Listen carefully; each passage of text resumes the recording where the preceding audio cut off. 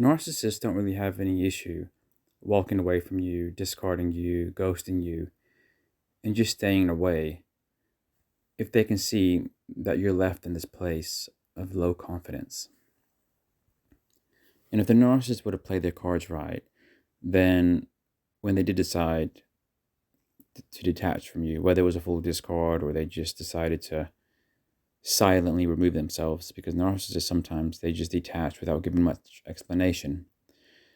But they can only really feel good about that decision if they can see and they know that you're left in this place, a very low confidence, a very low self-esteem, because that way they feel like they've made the right decision and they feel good about themselves.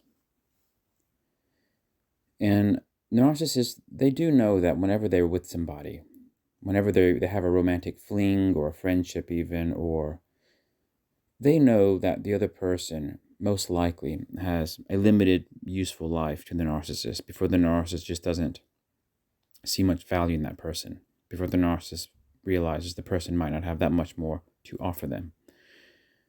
And so what they do is they're constantly trying to prepare the scene so that other person is broken down sufficiently such that whenever the narcissist decides they don't really want that person in their life anymore, they don't really see good supply in that person anymore, they can get this positive ego boost, this positive supply from the person's absence, knowing that the person is not happy, that the person is feeling as if they lost something that they can never get back, being the narcissist. So they really are confidence killers. They really are people who they go straight for the jugular and they don't do it from one day to the next. They do it over time and subtly. Because when they're with you, they know they know the most vulnerable things about yourself. The touchiest topics, the most sensitive things that they can raise, poke, and prod to make you feel bad about yourself.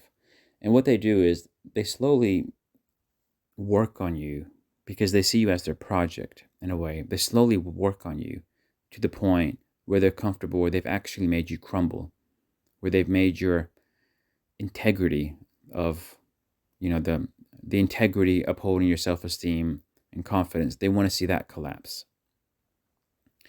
Because if they can succeed in making that collapse and they can succeed in making you feel much less worthy than them, basically you see them in a higher light, then the narcissist gets this ongoing ego boost from knowing that you're in this inferior position. So when they do discard, when they do walk away, they don't usually have any immediate plans of returning. They don't usually have any immediate plans of being a part of your life again. But they do need to keep an eye on you. They do need to check up on you. They do need to send flying monkeys your way. Because they know that if for one reason or another you fully recover, bounce out of it, and you're in this fully confident place again, that could potentially be a real sting to their ego. That could potentially hurt them. So narcissists, they when they leave you, they know that you're in this really weak, broken place. And they're perfectly happy being away from you, knowing that you're in that weak, broken place. And they do check up on you from time to time. Sometimes it's direct contact, other times it's observing you, surveilling you, perhaps sending other people your way to report to the narcissist on you. And when they get the gist that you're doing better than them, that you've kind of bounced out of the place they had you, and you're doing better than them, then that's where they feel like they start to crumble. And that's where they feel this pull towards you again, the strong attraction towards you again. Because they feel like all of a sudden there's unfinished business.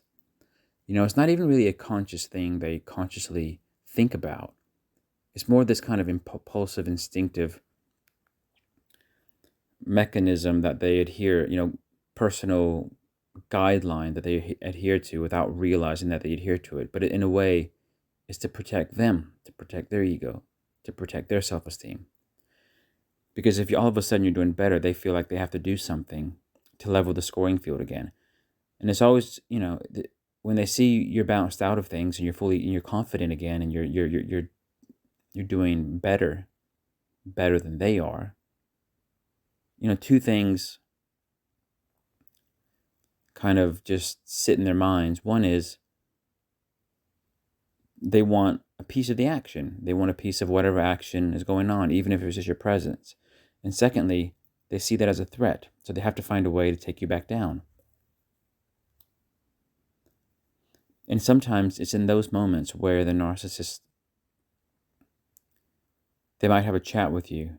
They might send you a nice, touchy message, something really sweet,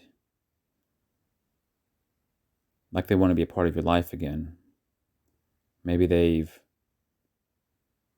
realized that maybe the first time around things weren't great, but this time it'll be different, and they promise it'll be different.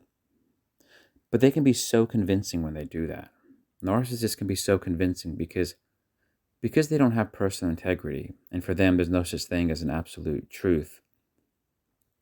And because they don't care about people, they have no problem selling whatever story they have to sell to get their needs met. When they say something to you, like maybe they want to reconcile, maybe they want to give it another go, they're just optimizing their chances of you accepting them back, and they'll choose their words wisely. They'll choose the emotional heartstrings that they'll tug at. They'll choose those wisely. And of course, if they succeed in getting back in, you might enjoy a day or two with them, but very soon they pull you into a very dark place again. But because they knew that the first time they broke you, because they knew that they didn't manage to break you forever, they would have already concocted some kind of plan, some kind of way to break you down even further the next time around. So the next time, they'll make sure that they hurt you more. So for example, if it took you 1 year, let's say it took you between 6 months and 1 year to recover from their first discard, the next time around, they'll try to double down, so it'll take maybe between 3 to 5 years for you to recover. That'll give them plenty of ego boost going forwards. It's not necessarily the fact that they'll be blissfully happy if you're miserable for 3 to 5 years. No, it's more a matter of they feel good about the idea of you if they know that you continue to be in a broken place for a long time. But the real issue is, it's not that they get tons and tons of good supply from your misery. Yeah, they do get some ego boost from that. But it's the threat of you doing well that hurts them so much. So it's not that narcissists they do want to get some supply from your misery. It does boost their ego. But what they're really trying to get is they're trying to avoid the pain of seeing you do well. Because the pain of seeing you do well is unbearable to them. And they say that when it comes, and this is something that's general to human beings, when it comes to avoiding pain, people are capable of doing almost anything. And because narcissists they experience extreme pain from watching their ex-suppliers doing well, they'll do just about anything to take you down. Thanks for watching.